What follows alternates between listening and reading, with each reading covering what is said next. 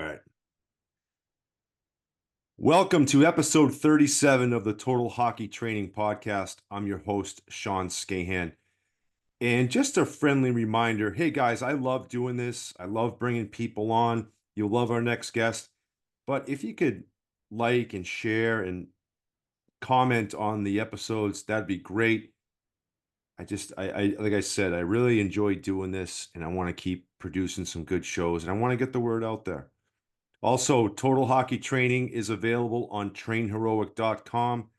We are in season, in the middle of the hockey season, getting our workouts in. So if you're a young player or any player of that matter that needs a training program remotely, just let me know and we'll get you set up with that. My next guest is Erik Westrum. Erik is a former professional hockey player, author, motivational speaker, leadership coach, and an entrepreneur at heart. Westy, welcome to the show, buddy. Hey, appreciate having me on. And yeah, I'm sure we're going to go through a lot of stuff, but the history I think we were talking about the other day probably Yeah. dates back to about 27 years ago. I think when we Yeah, first it met somewhere, does. give or take.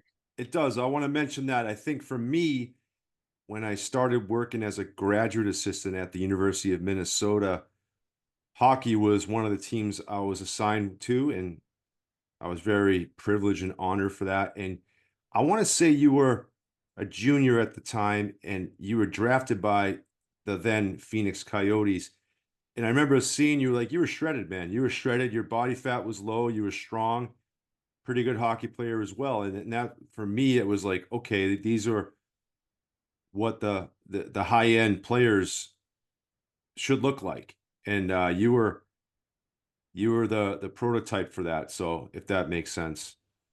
Yeah, I think for me, I think the biggest part was, like you said, is it's an evolution too, right? And I think, I mean, if you look at training from then to now, I mean, some things have changed, but honestly, I think some things are similar. So I was blessed to work with, Bud Bjornera at Apple Valley High School. I was introduced to Jack Blatherwick, when I was in ninth grade.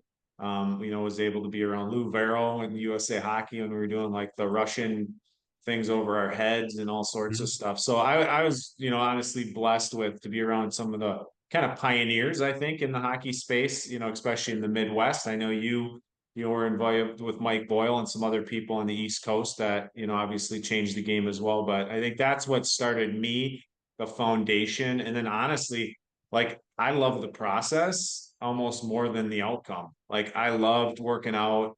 I mean, I still do it every morning. My wife's like, "Why are you doing box jumps, carrying bags?" And I'm like, "It's just in me." Yeah. And I think that's Awesome. the part I love the process, to be honest. That's awesome. You're probably like the fourth or fifth guest that I've had on that has mentioned Cardiac Jack. Talk briefly about Cardiac Jack. I mean, you said it, pioneer. I've tried to get him on here. I honestly, I don't know if he knows like what a podcast is. Like, I'm not saying that to, I'm not ripping on him by any means. I have the utmost respect for him, but I've been trying to get him on. It might be something where I just go to him with a camera and do something like that. But like I said, four or five other guys have mentioned Jack. Why do you think he was a pioneer at the time? I mean, honest, I think the biggest thing that he has, like, he had such a big heart, right? He does have Yeah. a big heart still, right? And I think for me, I mean, he school in ninth grade, it was kind of a weird scenario where he pulls up in his minivan with his dog, and we end up going to like Burger or no Dairy Queen for like a burger and a shake or whatever to talk about like hockey and like what are your goals and dreams and what do you want to do and how are you going to get there. And I remember talking to him about just the process. And honestly, what makes him so special was like he'd do it for free, right? He would just go around mentor, kids and teams. Obviously, he's worked with the Capitals, in different organizations, but like the passion he had, and then it was also just like the basic principles of taking it to another level. I mean, even I think this was probably what 4 years ago, maybe when I was doing some work with Breakaway Academy, and I remember Jack. We had some kids out there. Jimmy Snuggerud was one of them, and some other really good high end players. And we were working through some off ice stuff, and I had some ideas that I came up with from what he was just talking about. And he's like, "Oh my gosh, Westy," he's like, "That's totally true, right?" It was like Hmm. some movements that simulated hockey more and some stuff that I had done. And he takes it, he adapts it and does it. So for him, I think it's not like, hey, this is the best way, the only way.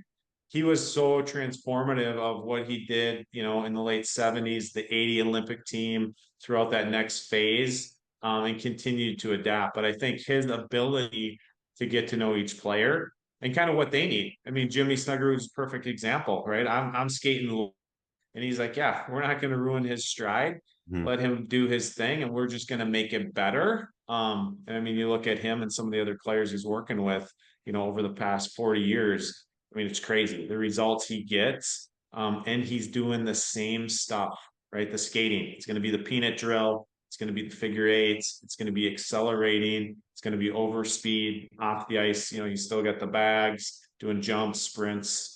So it's not a lot has changed in that space with him, but I think what he's able to do is adapt, year by year, decade by decade. I love that. And just reminds me that I have to get him on. And Andrew Alberts was on recently, and I basically, saw that. yeah, he owed his career to him for him working with him and transforming him into this. Andrew was a B-level Bantam player and played in the NHL for 10 years. So It was pretty over at New Hope. remarkable. It was over at New Hope. I was over there too. Yeah, he was. I remember Andrew was over there with Leo and a bunch of guys. We used to skate and work out, and I mean that was Jack, to a T. And I mean, you look at Andrew's career, and I listened to the podcast with him on it as well, and it's like you have influential people, right? Yeah. And I think my belief. I don't know where we're going with this whole thing, but my belief is it starts in the weight room, it ends in the weight room because it's injury prevention. And that's the only reason I played professional hockey and had a very good high school and college career. It's strictly off ice, nothing to do with the on ice crap. All these tricks and all this crap they try to teach now. It's off ice, shoot pucks, stick handle, take care of your body, and the rest will come. I love that. That's awesome. So tell us about before you got to the U. Where'd you grow up? What high school did you play for? What was your youth hockey career growing up prior to the University of Minnesota? And I also asked this to the athletes I talked to. What other sports did you play growing up? I know that's a lot. Yeah, so for me, grew up in Apple Valley, Minnesota. My parents are still there. Jokingly, we always say their starter house. My dad, was playing professional hockey, mostly in the WHA when they had the two NHL WHA. He played, 10 years there. And fortunately or unfortunately, when I was born, that's when his career kind of changed paths. Decided to, hunker down. They had moved into Apple Valley, I think 3 or 4 years prior to that before it had, blown up, to what it is now or what it was. Played, baseball, soccer, tried basketball 1 year, tried wrestling 1 year, but I started doing WWE moves and kind of got suspended from that. Basketball, I'd throw elbows to the chest, so that lasted all of a year.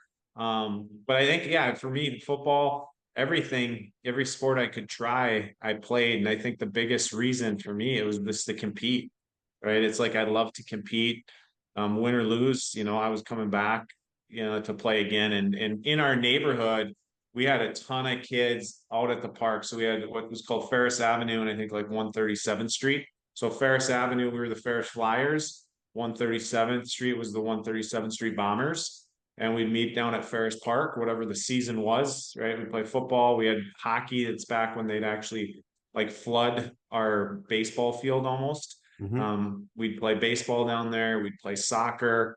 You name it. That's what we were playing. And whether we'd get into organized or we just play kind of on our own, all of us played pretty much every sport. And that's where the competitiveness, I mean, there are a lot of fights in the neighborhood, a lot of tears, a lot of scars. But that's what I think for me built me to who I was because my Bantam year, similar you're talking about, Andrew, is my Bantam season, eighth grade, made the B team.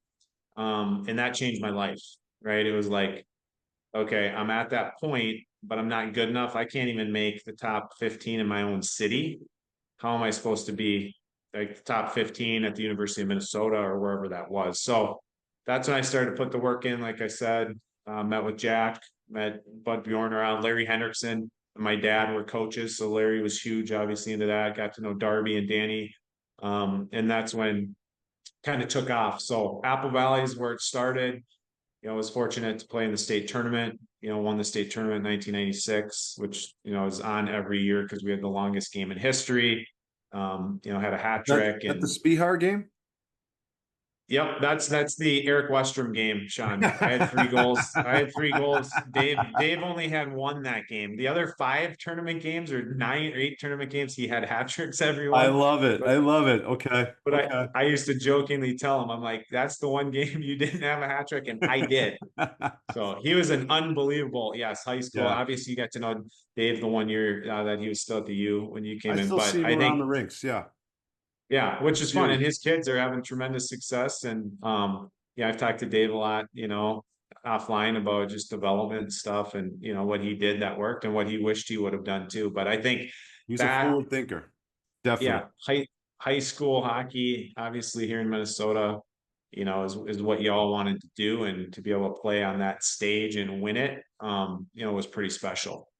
I can only imagine. Like that's what Andrew was talking about, and some other guests I've had on the high school tournament, and I went to it my first year or second year here, and I was like, oh my God. Like it's interesting because Massachusetts used to be like that back when I was growing up. I didn't play hockey, but my high school made it to the Division 1. They played at the Boston Garden at the time, and it was big, but it's nothing like the Excel Energy Center in that weekend in March. Nothing like it.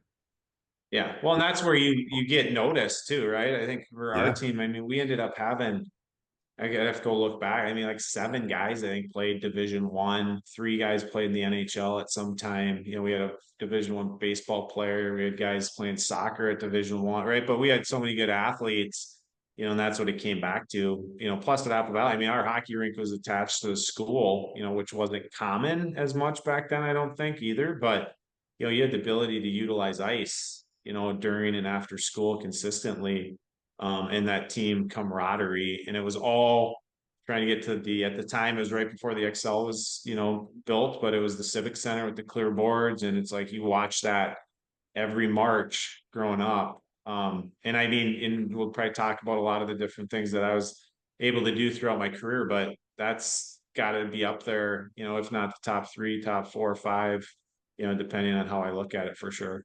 That is unbelievable. That's awesome. So, did you go right from Apple Valley to the U as a freshman? Yep. So I came in, I have a summer birthday. So I just turned 18, going to the University of Minnesota. So young, I mean, in hindsight, you probably wish you would have developed a little more, right? Because you're 18, and I don't think I started to work out and grow until I was like 15. Hmm. So 18-year-old freshman coming in on campus. Wow. At that time, were there kids? Nowadays, that's a rarity, obviously. And nowadays, kids go spend a year or maybe two in the North American Hockey League or the USHL. Was that a thing back then?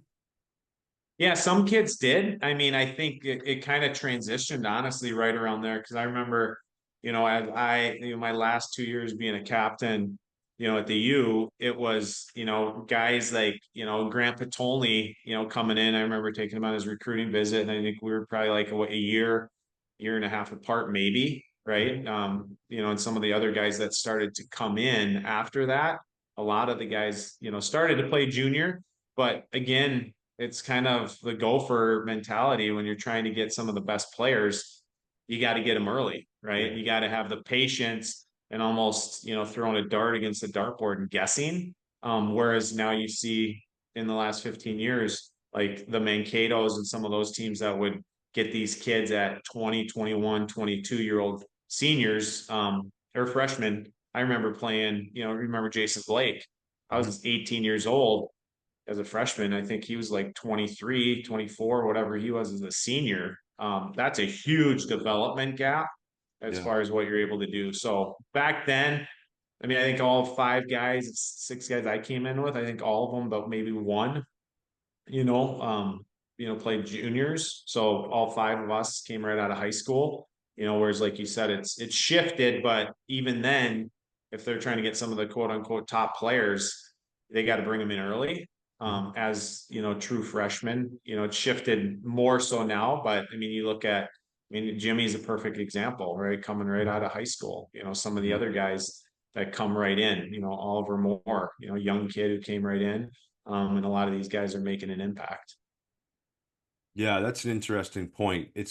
I just remember back then, the U was the place where they weren't letting their homegrown talent get out of the state.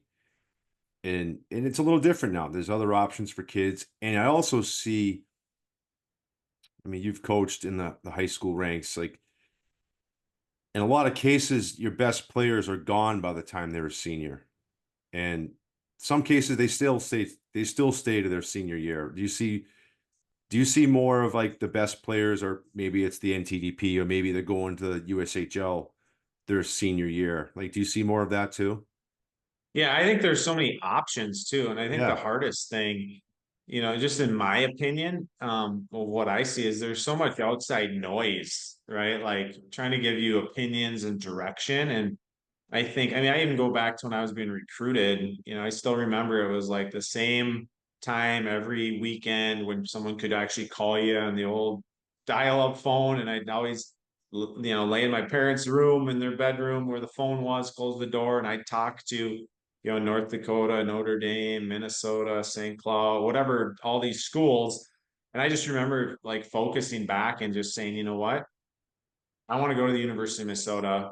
I have a full ride scholarship. Why am I even thinking about doing all of this other stuff?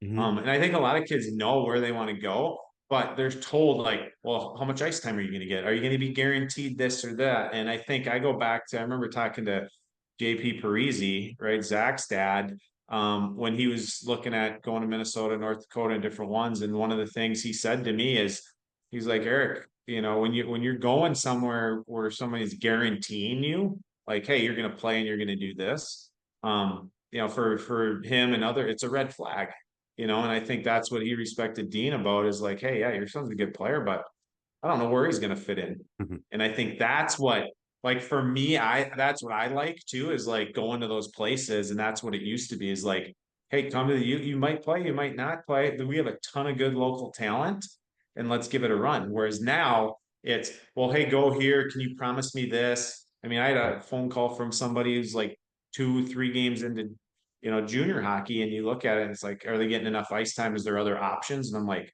if you're not the best player where you're at now, going somewhere else isn't Yeah. going to solve your problem, right? 100%. But you got to earn it and you got to go through it. And I learned that, throughout my whole career. It's like you start here and then you get here and then you're right from high school. Now you go to college, coming in on the fourth line with like four guys and then, leaving top 15 all-time leading scorer, two-time captain. I think I'm top 10 in penalty minutes because I hated to lose and I was a little dirty once in a while. But, and then it's going to the pros, as you know. I mean, every person going to the NHL is one of the best players either at their collegiate level, their European level, whatever that is. And you have to like keep re-earning those stripes. And I think that's what happens now.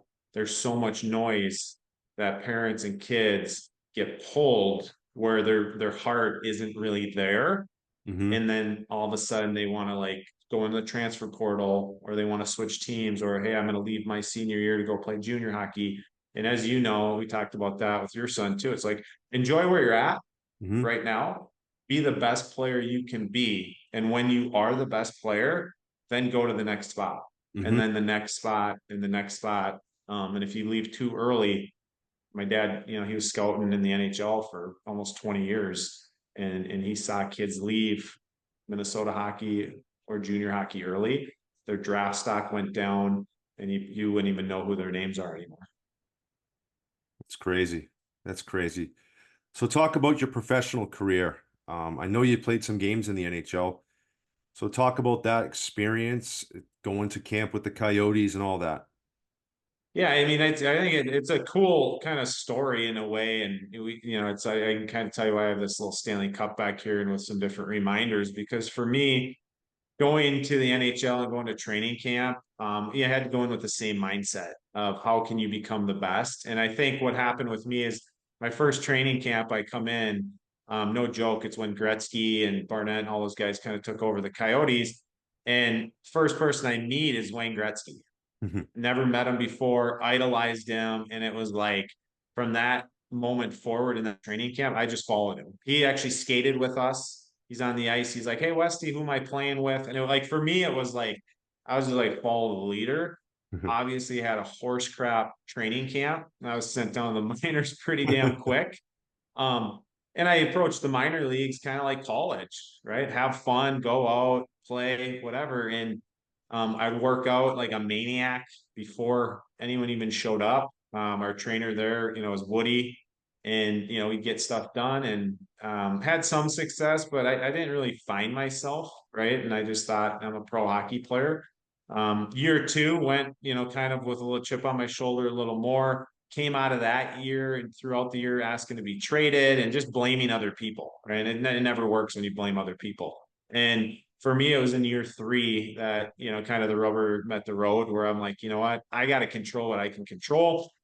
One of the last cuts to get sent down, put the work in, was fortunate enough, played, with Peter Laviolette in the Deutschland Cup in November of that year. We won a gold medal in that and then came back.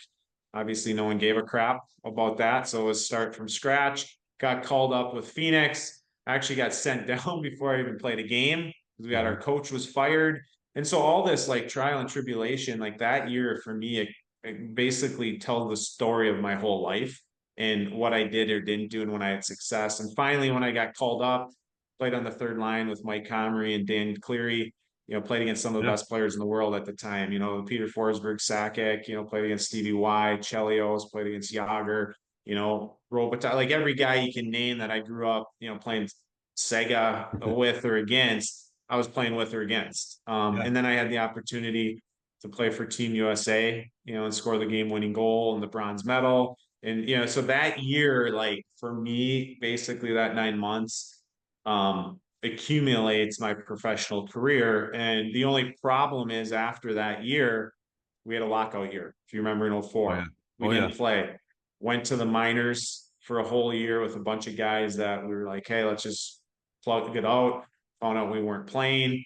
And then from there, I didn't lose the drive to play in the NHL, but it was almost like, okay, I'd already done it, check it off my list, kind of what's next. Mhm. So, played in Arizona, got traded, played in Minnesota, played in Toronto. Like you said, I was the up and down guy, for like 7 years, and I was just kind of done with it after a while. And then went to Europe. But I think to get back to that, the NHL question, it was fun to a certain extent, but at the same time, I think when you look at, some of the politics and just some of, what goes on, behind the scenes, in front of the scenes, that's just moral values, beliefs for me, just a lot of it didn't align after a while as I got older. And I didn't need to, have my identity, as a professional hockey player.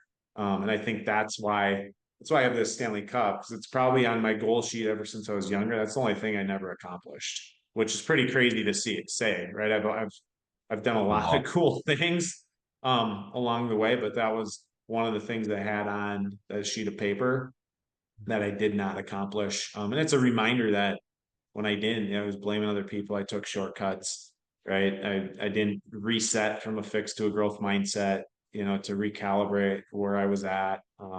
And that's kind of why I transitioned into, what I do now. Okay, so I want to ask you, what was it like being a professional hockey player playing for the Wild, from Minnesota playing for the Wild?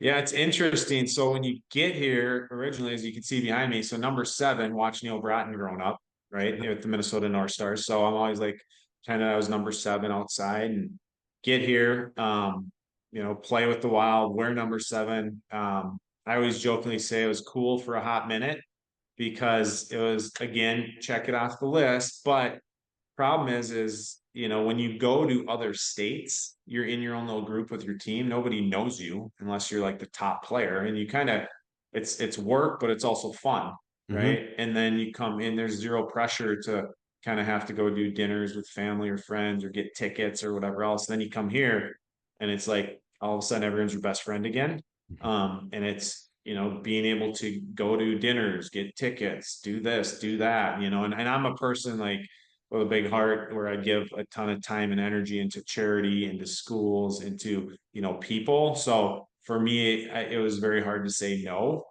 So it was exhausting to a certain extent. Whereas other places, I had a charity called Westie's Wacky Bunch where we donate 10 tickets to underprivileged kids or special needs or anything in that space, sign autographs, and then you could kind of go do your own thing, right? Yeah. So for me, it was awesome to be able to be part of that experience. But at the same time, I think there was a point afterwards. Again, it was just an interesting dynamic. I was leading the AHL in scoring, and the newspaper up here in Minnesota is like, "Hey, why isn't this kid playing?" And it was almost like I was forced to play or get called up. And then it was Right. like just a weird dynamic. And I probably didn't, fully transparently towards, the end of that journey, didn't approach it the right way.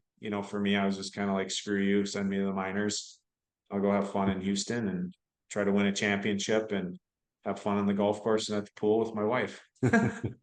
Yeah, I was just thinking that because I can only imagine when a Minnesota kid plays for the Wild, like you said, everyone's your best friend, obviously, but it's more of tickets requests and seeing people after the games. It might take you off a little bit off track. I was thinking about that, but Yeah, I think it does. different, I mean, like to your point, right? I think it's, that's what I love, watching like Brock and just how he handles himself, right? He's right? authentically him, I feel like, I got to know him a little bit, about a year and a half ago. He came to my charity event, with Paulie Martin and some of the other guys. And really down to earth kid. And it's, for him, it's, surrounding himself with the right people that he can trust. Cause I think that's what happens is you become big. And like for him, I mean, it's such a different dynamic, right? Sean, who would have Yeah, thought a contract like that after year one, no, right? and now, Good for him. right, there's more pressure, right? There's more of a telescope and a magnifying glass, and it's like, can you still be able to check out? Right. Yeah. It's hard. And then what happens is then it can become almost a lonely journey too, Hmm. because you're like, what, I'm just going to stay home. And then, it's that whole mental health piece too. So I think to your point, especially when you see anyone from any part of, the US that's in their state they're from playing. And I got a taste of that at the U, but I mean, you're playing college hockey. Like, Right. you don't care. I'll sign autographs. I'm going out. I'm having fun. My parents, my friends, you're living it. And then once it's like, now it's a full-time job, it's a little different, right? How can you manage, right, both sides of the coin, and not get caught up, in some of the kind of BS, the political aspects, and make sure that you can take care of yourself too. See, I really think that, I guess the term outsiders, not a lot of people understand that it is a full-time job. It is a full-time job. It's a profession. You're not just playing a game. You are, but you're not. Like it's a profession. You have to perform night in and night out. You're at the rink every day. The travel thrown into that. It's a lot of late nights, early mornings. So yeah, I think there's that stigma of a professional athlete just plays games and that's all they need to worry about. Like, no, they actually have pregame skate. They have PK Well, I think meetings, power play meetings. It's a full slate.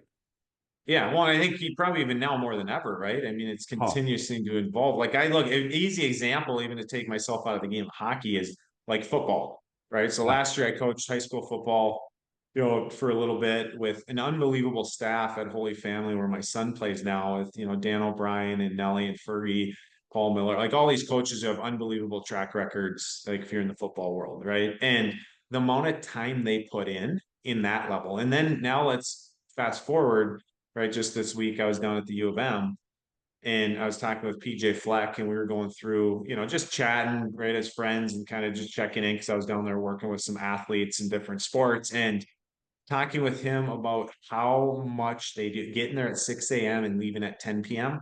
and yeah. the work that they put in as coaches. I mean, it's the same thing with you on staff or like equipment guys, the amount of work they put in, and then also the expectations of players. So that's college football, right? And now take it to NFL or take it to the NHL. Longer season, more travel, right? Games that are, every other night. Sometimes you're playing 3 games, 5 nights, seven or 3 different cities. and the preparation you have to put in, like you said, around all of that.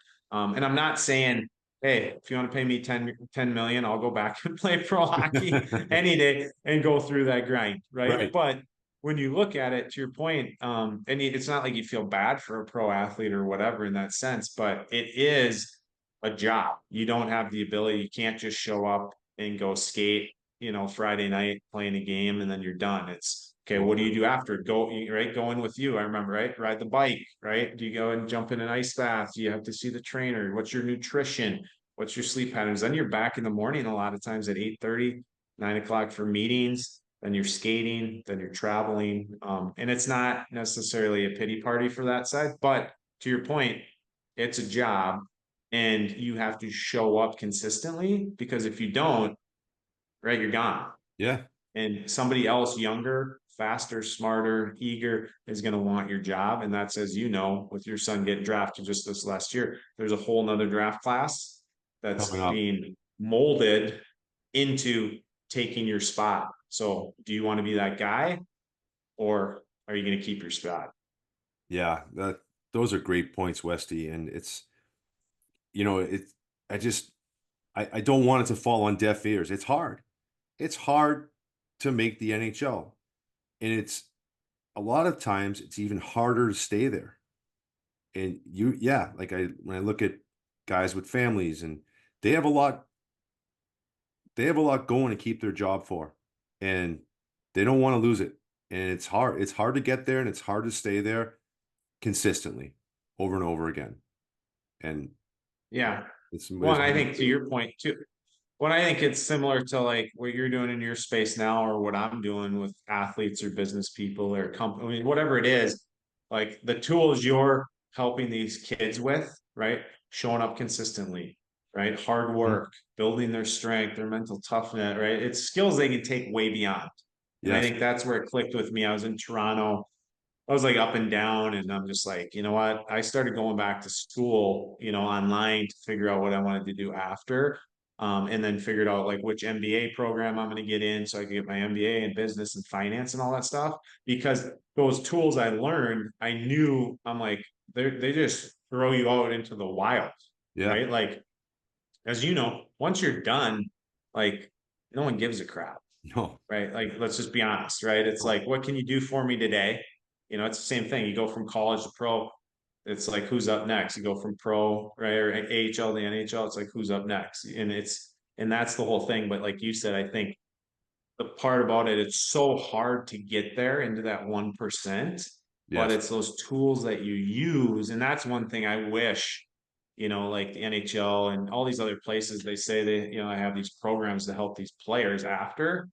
I mean, let's be honest, right? Players are either depressed, divorced, bankrupt, like you name all these different aspects of pro athletes. And it's money can't buy you happiness, Right. right? And I think that's what gets so lost is people are like, oh, they have this and that.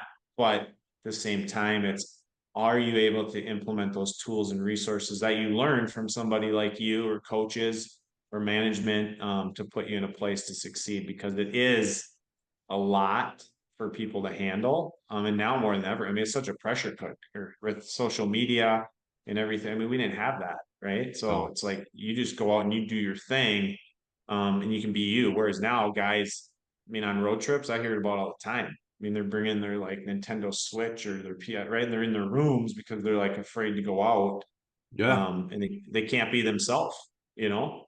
No, that's a great point. It's times have certainly changed and not necessarily for the better a lot of times.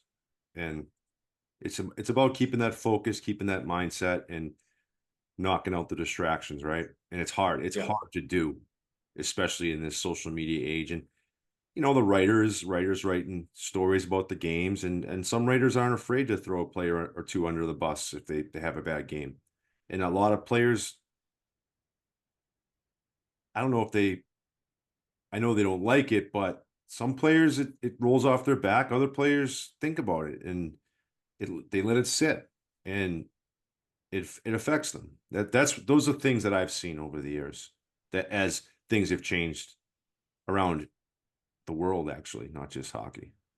Oh So, yeah. Well, I see that now, and we talked a little bit, before about that too. But like, when I go through and work with athletes or even business people, right? I take them through an assessment, and a lot of it is exactly what you just talked to. So it's going through like what's the world view, what's the self view, and the combined view. And it's like, okay, how do you perceive the world and how does the world perceive you? And then how do you view yourself and how do you think the world views you? And so much of it is because people have been either like traumatized or have triggers from their past, mhm, whether it's a coach. We all can raise our hand and say that coach changed my life in a bad way, unfortunately, probably more than you can say that coach changed my life in a good way. And mhm, I think it's the same thing with businesses.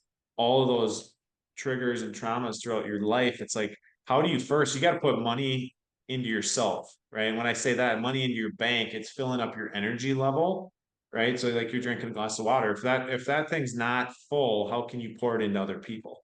And I yeah, think that's what we lose in athletes. Like when I was coaching or when I have coached, it's like, hey, let's take these assessments. I want to know every player how they're wired. So if I'm looking at you, Sean, and I know you don't, you're wired where like, hey, if I get criticized in front of the team, like I'm like down here, and mhm, you're one of our best players, I'm going to take you aside, Sean, and be like, hey, Sean, defensively in front of the net, right? You know when Yager's out there, like we got to keep him 2 stick lengths out, right? Let him do his thing because when he gets inside, like it's not good.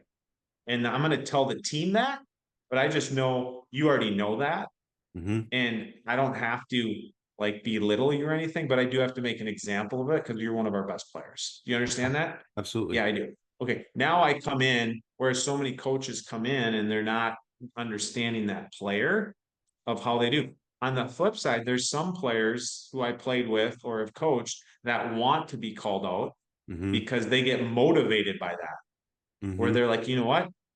Call me out because I want to know and I want my teammates to know so then I can have accountability, right? So it's the difference between like intrinsic and extrinsic motivation and how you feel yourself. And to your point, now more than ever, back then, if I asked a coach why we're doing something, they're like, what are you, smart ass? Yeah. Right. Whereas now, a lot of people and kids I coach or adults, they ask the why because they actually want to know why, Mhm. right? They want to know if I do this, then this happens. Whereas we grew up like just shut up, Yeah. go do it, or you're not going to play.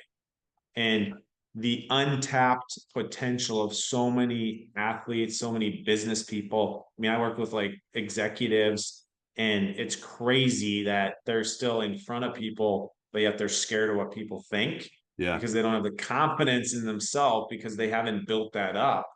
And that could change profit and loss. It's the same thing in an athlete. It can change the difference in a team. Just think if you level up 1% on your 20 guys on the roster, you just became a 20% better team. I I'm love pretty that. sure every team would want that. Yeah, absolutely, they would. And you mentioned it, when it come to retiring, no one gives a shit. No one cares. And I think that's the way I look at like when I do things, like no one cares. Everyone is invested into how they view themselves versus how they view other people. Does that make sense? And Yep. it's a fear. It's called I've heard the word. It's a fear of what other people think. Yeah. And Well, it's kind of like imposter syndrome to a certain yes, extent too, yes, yeah. right?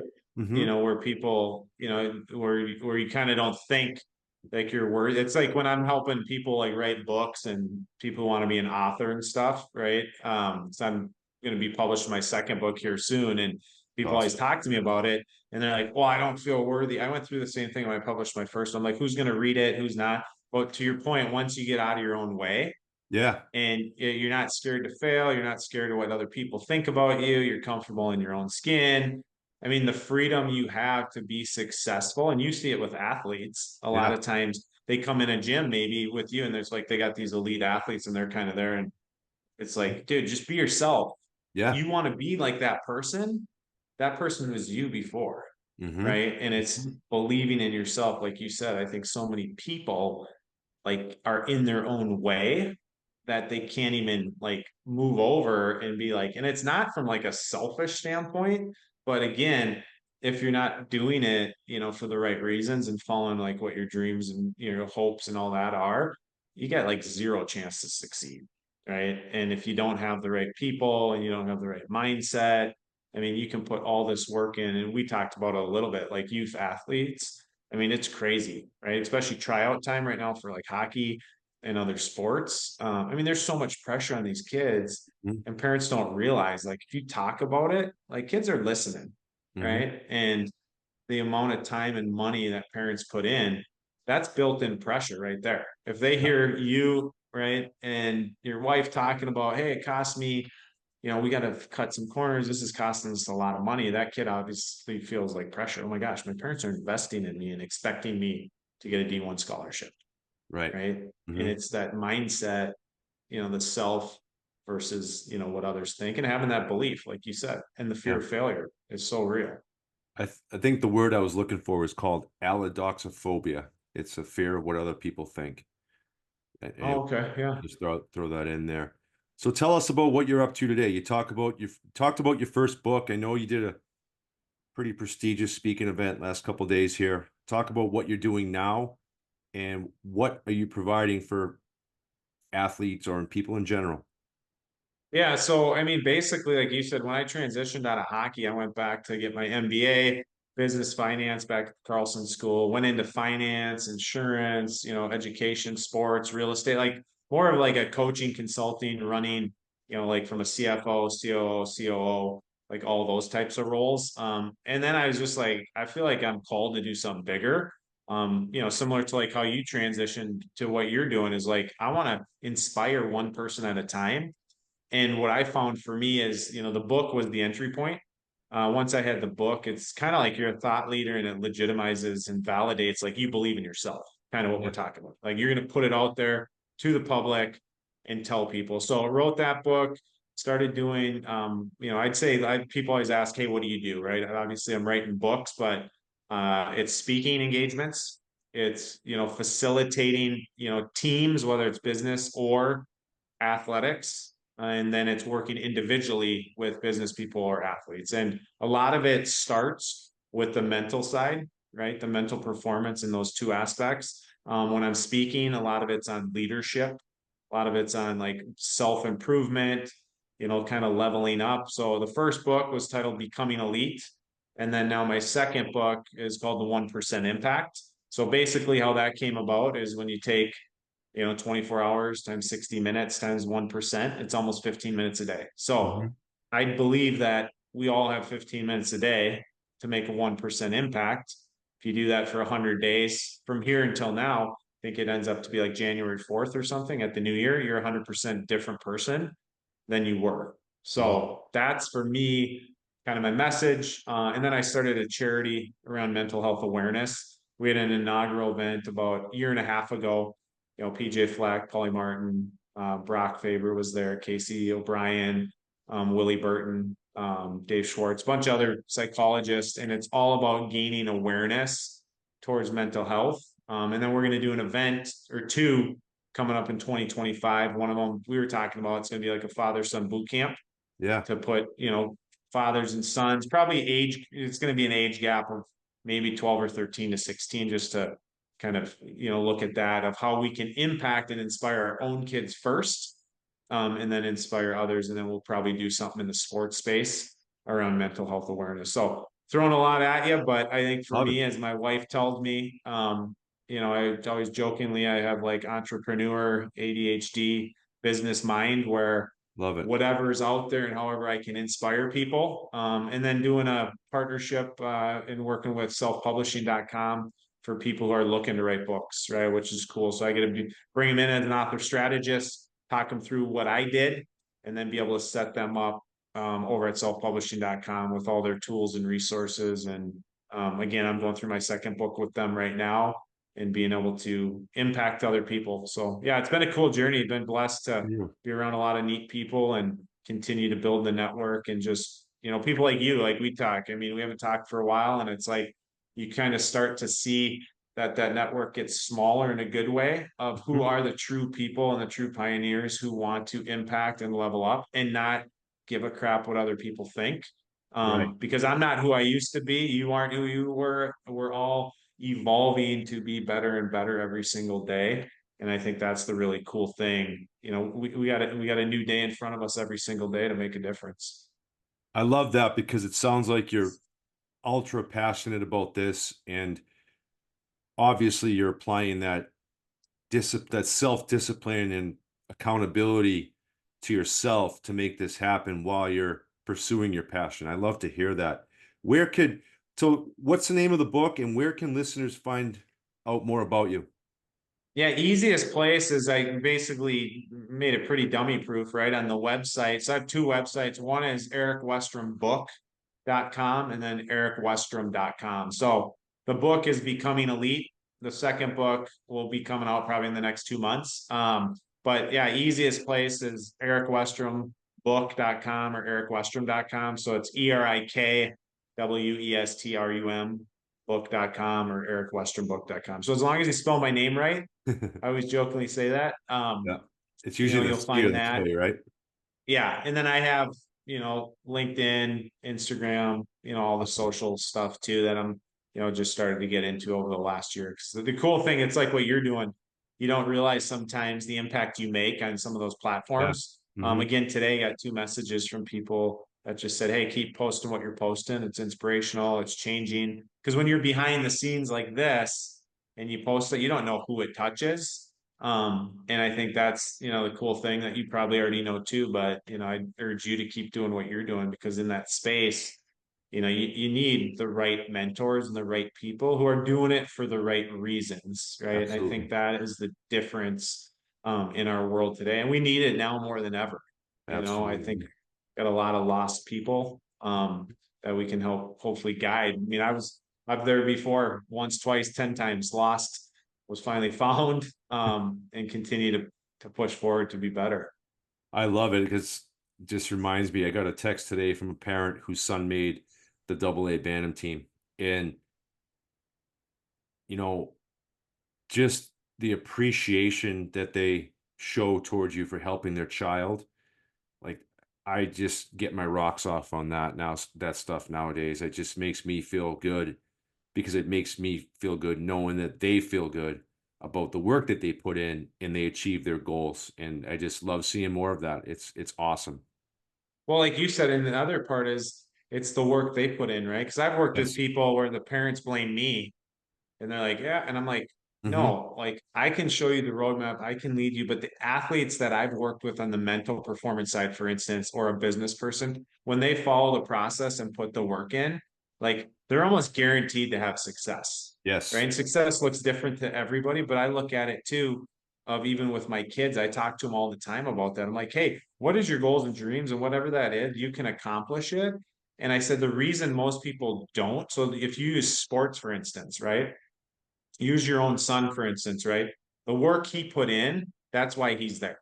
If Hmm. he didn't and he just went to practice and came home and sat on the computer and didn't do crap for 365 days, zero chance he's drafted, zero chance he's playing Division 1 hockey, Hmm. right? And you look at it, I tell my kids, that's the only reason I played.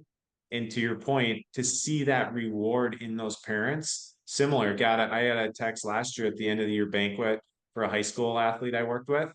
And it was like, this is exactly what you've worked on with my child the last 5 months. And this is kind of the fruit at the end of it. And like you Yeah. said, that's why you do what you do. That's why I do what I do, Yeah. because to see that impact, not only in your own kids, but then to be able to spread that net and impact other people in their relationship with their son or daughter too. I mean, Yeah. it's cool. Yeah. So I love what you're doing, man. And I'm looking forward to Thanks. collaborating on stuff and just making an impact one person at a time for sure.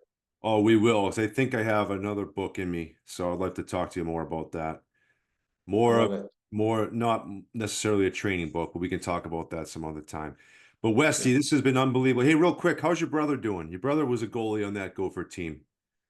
Yeah, he's good. He's in the psychology space, so he's kind of Wow. bounced all over the place. He's living in Eden Prairie now, but doesn't put the pads on anymore. actually scarred in two ways. If you remember playing with the U when he was in net, I took a one timer, split him open.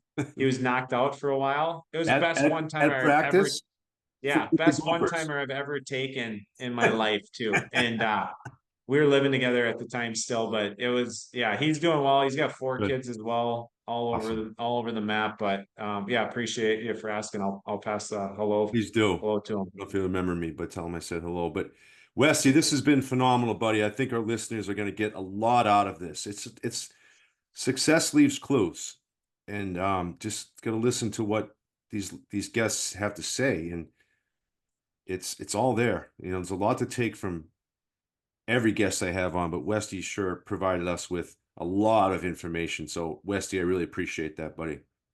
Yeah, appreciate it, man. All Thanks for all right. you're doing too. Thanks for having me on. Awesome. Well, Westy, we'll see you next time. Talk to you soon. See ya. Thank you. See you, buddy.